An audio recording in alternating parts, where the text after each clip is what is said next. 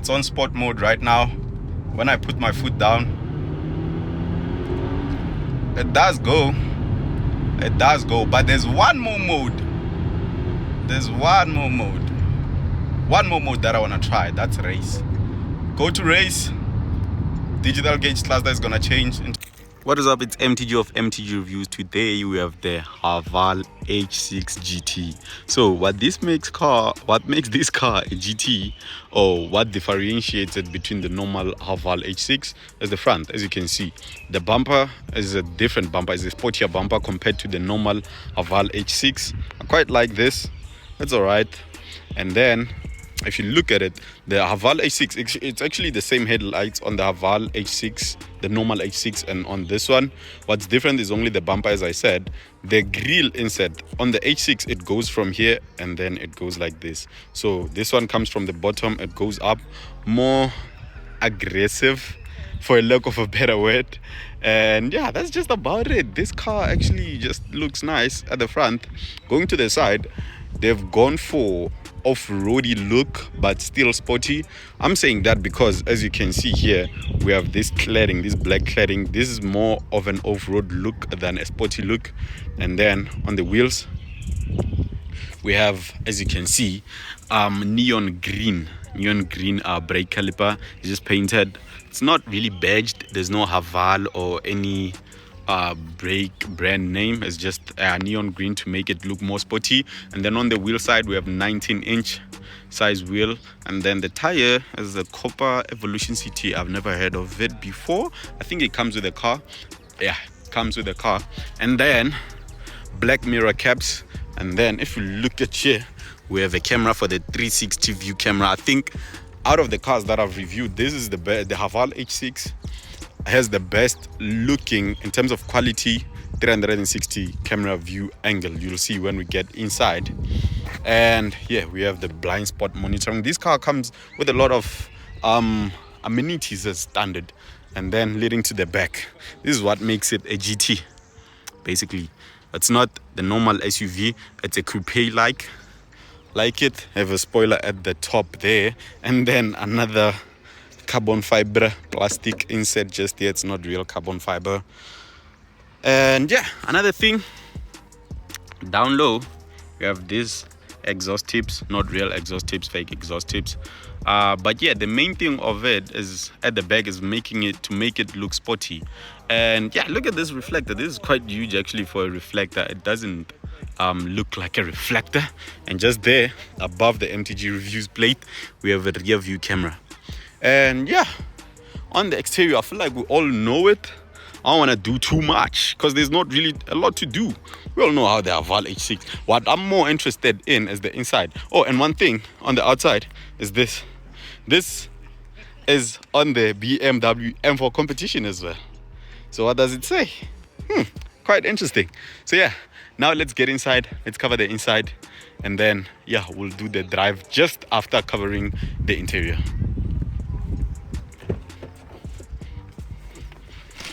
Getting into the inside, first thing that I want to address actually differently from the other reviews is the seat. This seat looks good, neon green again, to make it look, it looks, if it was a person who would be braggadocious, it's just screaming to be out there. Actually, even the RS3 that I just reviewed has kind of the same color on the interior, but then yeah, as you can see, neon green stitching, GT embedded stitching there as well. This is synthetic leather, it's not real leather. Look at here, it looks like carbon fiber as well, but then yeah, that's synthetic leather. And on the seat bottom, it looks flat, it's not that deep. I feel like they could have done more with the seat. Here at the backrest, quite fine, it's all right. Could have done more still, make the seat look more sporty, but it's all right. And make it, I don't know, man. Look at this headrest and here. They just quite disconnect. This is synthetic leather and this is Alcantara touch material. I think it is real Alcantara actually. It just disconnects. I think they should have made it that sporty seat, but all right. Yeah, let's get to the real inside right now. Starting with the door, soft touch material here. It looks like stitching off a leather here, but then if we zoom in and you just look at there, as you can see. It's not leather. It's that squeegee material with stitching. I mean, if you don't really know what you're looking at, you think that it's leather, but it's not. It's not real leather. And then here, plastics. This carbon fiber. This part is soft touch. It's not real carbon fiber. And here we have real stitching as well. I think this is real fabric. Oh, it looks like it. They really did a good job. And then here, the plastics, not really that expensive filling. Here we have Alcantara filling. These door controls don't feel expensive at all, but I feel like they could have done more. But I've seen this on the new BMW X3 as well, so can't really complain much. Not that because it's on a BMW, but because most cars are doing it right now. But yeah, I think they could have done more. And then going to the digital gauge cluster, so you can configure this. As you can see, here it's showing what's playing on the radio on this planet here. It's Ariana Grande for sure. And to control it, you press home here, press home, and then you can see controls came up there, and then you just move with this. If I had plugged in Android Auto, Apple CarPlay, it would show maps there. And then here's the warnings, and then here are the settings of things that you might need to see on the fly: driving data units, measurements, and all of that. And then here it's gonna show you your speed, the revs, and then engine temp, fuel, drive mode, which has different drive modes as well. And going into the infotainment system, so the home is always like this. It's widgety, shows here what's playing here as well. This is radio, this is media, maybe Bluetooth, and then this is the climate control.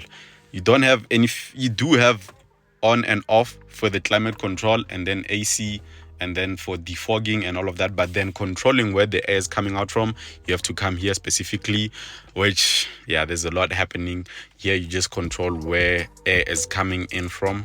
And listen to this bong.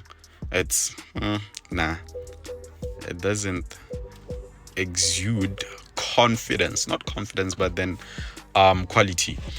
Another thing, going back home, going into the apps, Apple CarPlay we do have here, and Android Auto. But the thing that I've noticed about plugging them in is that there's this, you have to plug them on this other side, whereas there's another port just here. Doesn't make sense. I feel like, if anything, if only they wanted to use one, they could have just used the driver side, not the passenger side. And yeah, we have this bridge here. There's space underneath. There's no physical gearbox control, as this is an electronic gear selector. Materials here in the center console, same plastics as on the door. Electronic parking brake, auto hold, and we have space here. There's actually quite nice use of space. If you don't want any cup holders at the moment, you can just let it be like this, or just press like this, and then now you have cup holders. It's a bit flimsy, but it's passable actually. It's quite nice use of space. And then here you have an opening for you to open, and then you have storage just here. I like this actually. It acts as a good armrest while you're at it. And then this is the gear selector. We have reverse, neutral, and drive. And then when you push it over to that side once more, it goes to manual. Concerning this digital infotainment system, I've covered it on the H6 review. Basically the same thing. If you wanna check out all the features that it has, check it out on the link that's just here, or scan this QR code if you're watching on the TV, or just check it after watching this video. I think you should do that. And if you want to change drive modes, as I told you, the drive mode here is on normal. You go to driving. No, it's not driving, is it? Interesting. Yeah, driving. And then you have to go through a lot of things. I feel like they could have put 3 buttons here, eco, normal, and sport. So, but you have to, let's go through all the steps. So the normal is like this. You go here, you go into the system settings. Is it even, no, it's not the system settings, vehicle settings. I don't know why it has to be on settings. And then you have to scroll and you come here, and then we have sport. It's gonna change the animation to red here. It's gonna say sport mode there. Let me go in echo. You'll see it's gonna say echo. Just no, wait, still at spot. And then echo, it's gonna show there. And snow, and we actually quite have a handful of drive modes. which probably only use normal, sport, or eco. But changing it is just a lot of things. That's why I wouldn't change it. I'd just keep it at normal. But yeah, this is the interior of this car. I quite like it. And then we have panoramic sunroof just here. It does open. Let me see if I can open it. Okay, let me just start the car. Yeah, it's the GT, but it doesn't have the... Let me switch it to sport. The exhaust note doesn't really change.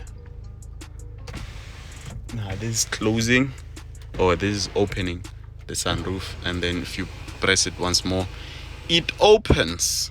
Hey, wait, is that the maximum? Oh no, this is the maximum. The opening is not that big. It could have been bigger than this. I swear the Polo has a bigger opening of sunroof than this.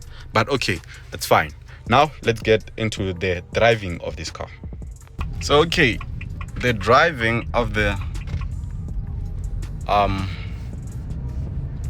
okay, so now let's go through the driving experience. Right, it's on sport mode right now. When I put my foot down, it does go, but there's one more mode that I want to try. That's race. Go to race. Digital gauge cluster is gonna change into something that's meant to be sporty, but I'm not sure if it is. You'll tell me. And yeah, let's hear the exhaust note.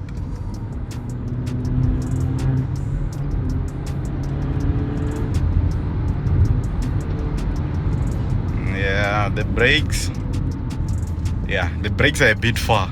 You have to stand on them for them to be responsive. And one other thing that this car actually has, as you can see here, it's showing the car and the lanes there.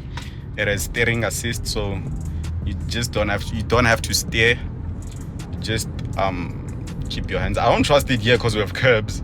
I don't want to hit anything. But yeah, it's meant to do that. If we go to an open road or get to an open road, I'll try that. But yeah, its basic function is to do that. I'm just gonna make a U-turn here. I was like, maybe continue going straight. Okay, we'll turn there by the garage. But yeah, your cousin got naked during the games night. What? Here we have a nice looking GTI. If you wanna see a review of this car, it's already there on the channel. Make sure you check it out. Quite a nice one.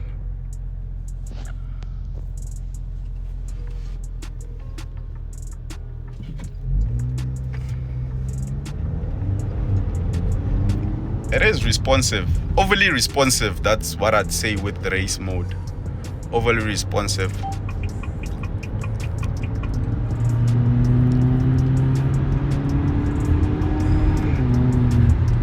Yeah, it's all right. Brakes, you have to stand on them. I don't like that part, but what can we say? You just stop, and then when you stop or decrease your speed, it's going to show you the 360 view, and then the side that you're indicating to, which is this side, it's going to show you the curb. It's all right for learners. I don't really like it, but I guess it's all right. Has the J-Cool J7. So the overall driving experience, it actually is that this car drives well. And actually, wait, a quick reminder before we go on. Can you please subscribe if you're not subscribed yet? It's totally free. You just click on the subscribe button. That helps me create more of the content that you like. So yeah, let's get back to the car. My only problem is that the brakes are not that responsive. You really have to stand on them for them to react, which is not really what you'd want from a car this size. And that the race mode is a bit too sensitive. I'd recommend for you to only use it in an open area like the highway, because on small spaces, just like how I was driving here, it's too reactive. You might just find yourself hitting something. So yeah, but my overall thoughts of the driving is that yeah, I really like this car. It really does perform well. It delivers the 155 kilowatts perfectly.